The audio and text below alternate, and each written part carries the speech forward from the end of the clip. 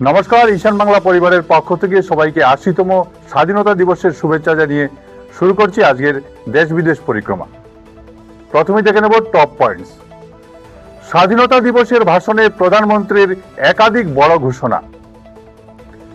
লালকেল্লার স্বাধীনতা দিবসের অনুষ্ঠান বয়কট করলেন রাহুল গান্ধী। অরুণাচল প্রদেশে অসম রাইফেলসের ক্যাম্পে জঙ্গিদের হামলা।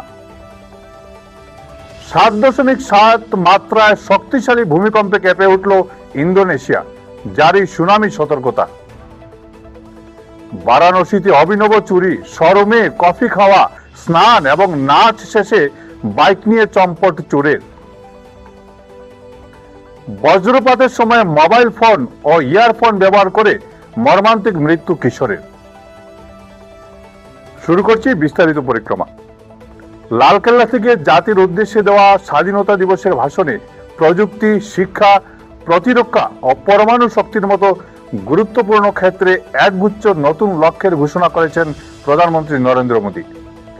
আগামী 1 বছরে মিশন মুডে 1 কোটি যুবককে কৃত্রিম বুদ্ধিমত্তা বা এআই প্রশিক্ষণ দেওয়া থেকে শুরু করে 2047 সালের মধ্যে দেশের পরমাণু বিদ্যুৎ উৎপাদন ক্ষমতা 100 গিগাওয়াটে নিয়ে যাওয়ার সুদূর প্রসারী রূপরেখা তুলে ধরেছেন তিনি। পাশাপাশি সেমিকন্ডাক্টর শিল্প ও খেলাধুলার পরিকাঠামো মজবুত করার উপরও বিশেষ জোর দেওয়া হয়েছে।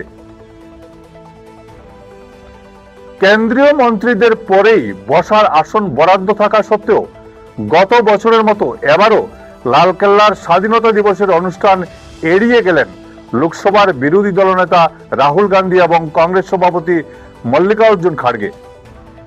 বিগত বাদল অধিবেশনে সংসদীয় সংঘাত এবং স্পিকারের 4 চক্র বয়কটের আবহে বিরোধী শিবিরের এই অনুপস্থিতি রাজনৈতিক মহলে যথেষ্ট তাৎপর্যপূর্ণ বলে মনে করা হচ্ছে।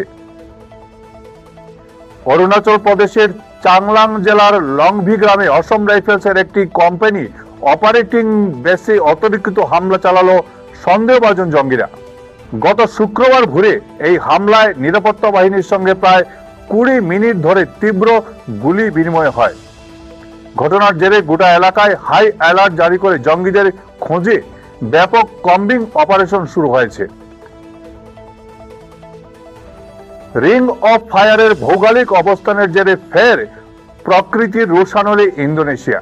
শনিবার ভোরে রিক্টার স্কেলে 7.7 মাত্রার শক্তিশালী ভূমিকম্পে কেঁপে উঠল দেশটি, যার জেরে এখনো পর্যন্ত 2 জনের মৃত্যুর খবর পাওয়া গেছে এবং জারি করা হয়েছে সুনামি সতর্কতা।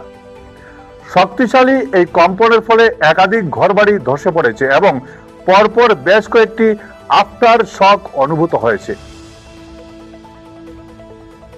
ওড়িশার কোরাপুট জেলার নন্দপুর ব্লকে প্রবল বজ্রপাতের সময় মোবাইল ফোন ও ইয়ারফোন ব্যবহার করার ফলে মারাত্মক পরিণতিতে মৃত্যু হলো এক কিশোরের।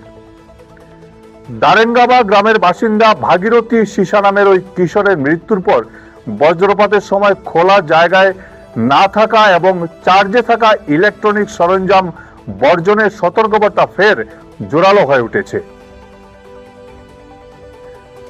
বারাণসীতে এক অভিনব ও চাঞ্চল্যকর চুরির ঘটনার সাক্ষী থাকলো পুলিশ। কাচের দরজা ভেঙে একটি বাইকের শোরুমে ঢুকে চোর মহাশয় প্রথমে কফি বানিয়ে খান, বাথরুমে গিয়ে স্নান সারেন এবং কম্পিউটারে লুঙ্গি ডান্স গানের তালে তালে নেচে আসর মাতান। অবশেষে ভোর রাতে প্রায় 5 লক্ষ টাকার একটি কেটিএম সুপার বাইক নিয়ে চম্পট দিয়ে ওই কুল চোর, যার সন্ধানে তদন্ত শুরু করেছে পুলিশ। আজ ছিল এ পর্যন্তই।